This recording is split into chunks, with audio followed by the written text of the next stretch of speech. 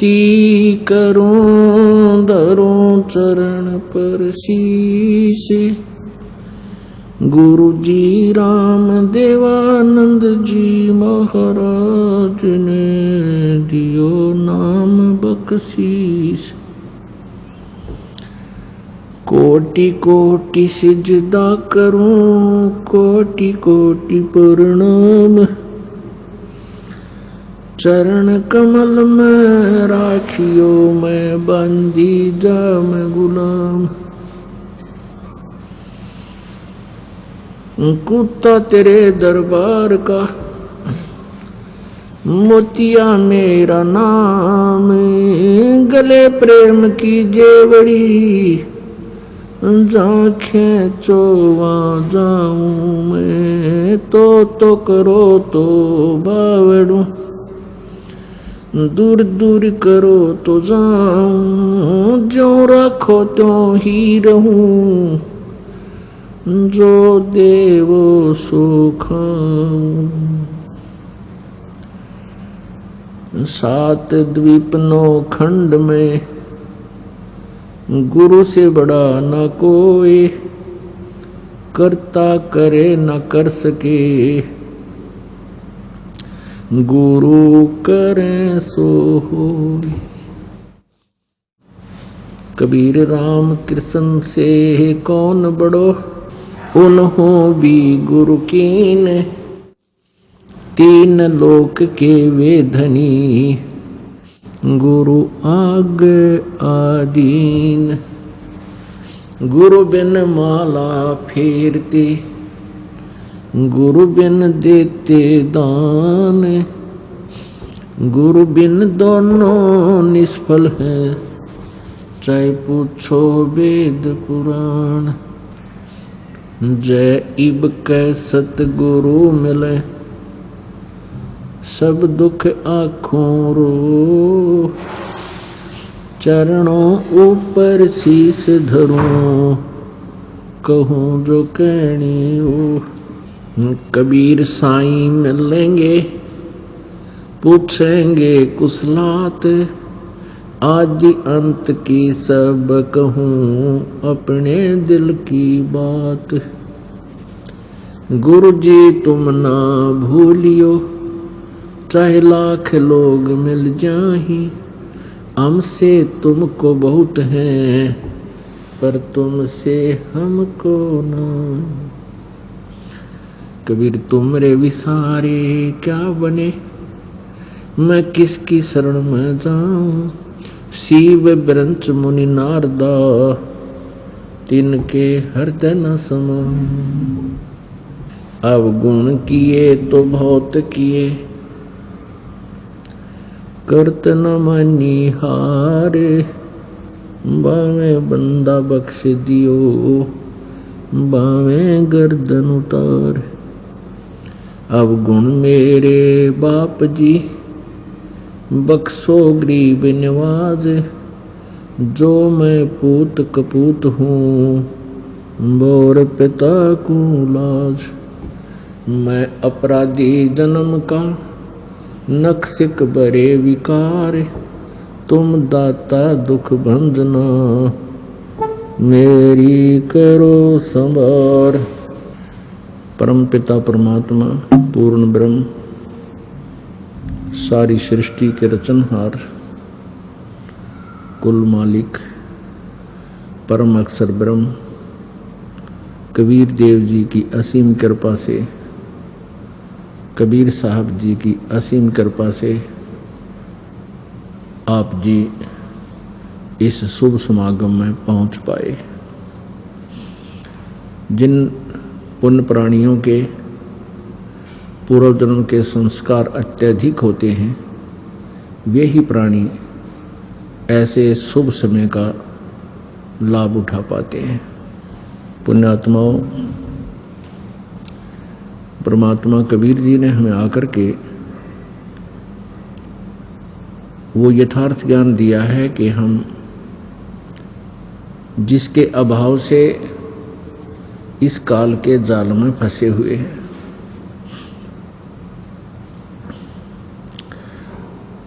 और उस ज्ञान को हम बार बार सुनेंगे, सुनकर उसके ऊपर फिर असर करेंगे, अमल करेंगे, उसका अनुसरण करेंगे,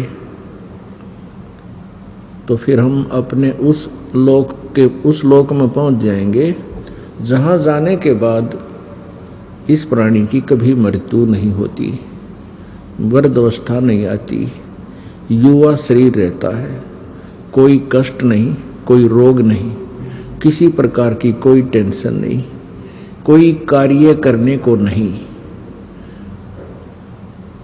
प्रत्येक सुविधा वहां उपलब्ध रहती है परमेश्वर के सच्चे दरबार में, सतलोक में।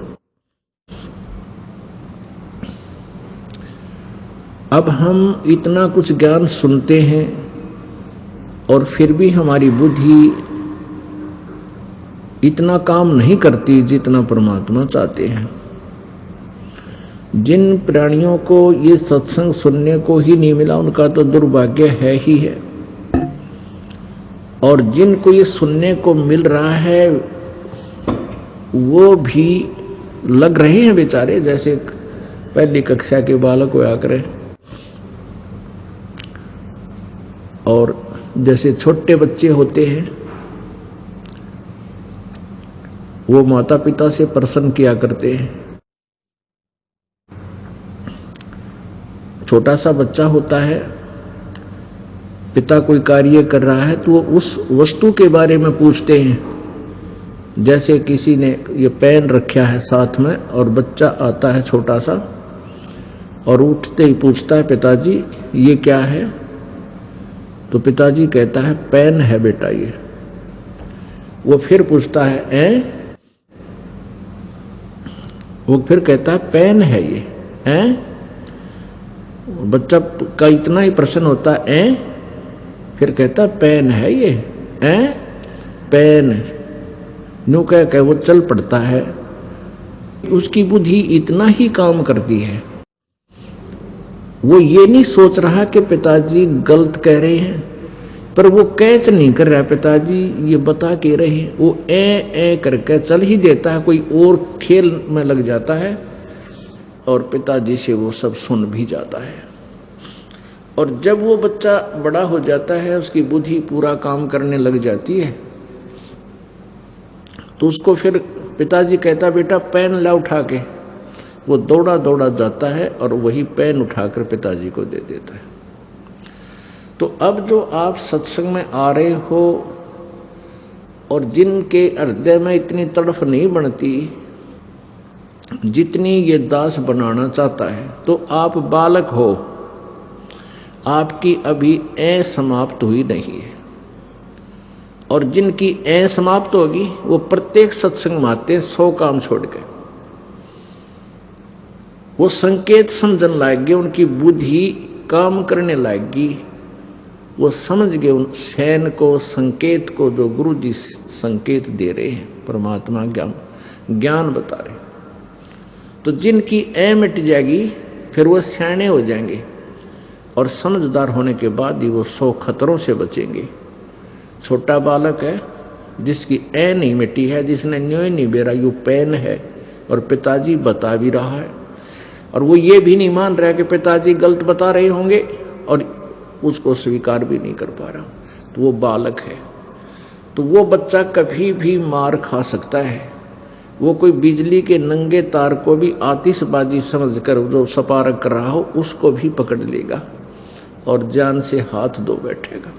वो सर्प को भी पकड़ लेगा क्योंकि उसको पता ही नहीं, और उसको वो डस जाने से मृत्यु को भी प्राप्त हो जाएगा। तो ये दास ये देख रहा है कि जिनकी मिट गई वह नहीं चूकते, 100 काम छोड़ कर आते हैं, और उन कामों को फिर परमात्मा किया करता है। जिस कार्य को हम नहीं कर पा रहे तब हम परमात्मा के लिए चलते हैं, और परमात्मा हमारे कार्य कब करता है, जब हम तन मन धन से उसको समर्पित हो जाएंगे और जीवित मर जाएंगे। जीवित मरना किसको कहते हैं? जीवित मरना किसे कहते हैं? जैसे आप जिस सत्संग में आ रहे हो, आपके मन में 100 कल्पनाएं उठती हैं जो दूर देश से आते हैं, भाई कहीं इस कार्य में ये नुकसान ना हो जाए, ये कार्य ना बिगड़ जाए मेरा। तो उनको परमात्मा संकेत करते हैं कि ये देखो, एक व्यक्ति किसी कामवश चंडीगढ़ गया नाइट सर्विस से और वापस आना था, किसी विशेष काम था घर पे, उसको रात को ही वापस पहुंचना था। कितना इम्पोर्टेंट वर्क होगा, कितना अनिवार्य कार्य होगा जिसके लिए रातों रात गया और फिर वापस आ रहा था, और रास्ते में पानीपत के पास एक्सीडेंट, दुर्घटना में उसकी मृत्यु होगी। अब वो विनारा और इम्पोर्टेंट काम भी बिगड़ गया। आप ये सोचोगे, विचार करोगे, परमात्मा कहते हैं ये बातें कहन सुनन की ना है, ये कर पाड़न की है, इनके ऊपर अमल करना है। आप जी ने, मैंने कह दिया, इस दास ने सुना दिया, आपने सुन लिया और आपने कहा बहुत अच्छा ज्ञान सुना, अरे असर हुआ नहीं, फिर तो वह एक ही बात है, तोता, वो तोते वाली बात है। तो एक कोई तोता बेचने वाला पिंजरे में तोता लिए जाओ था। एक व्यक्ति बड़ा धार्मिक था, उसने सोचा भाई तोते की आयु बहुत लंबी होती है और ये जंगल में सैर सपट्टे करने वाला जीव सारी उम्र इस कैद में रहेगा।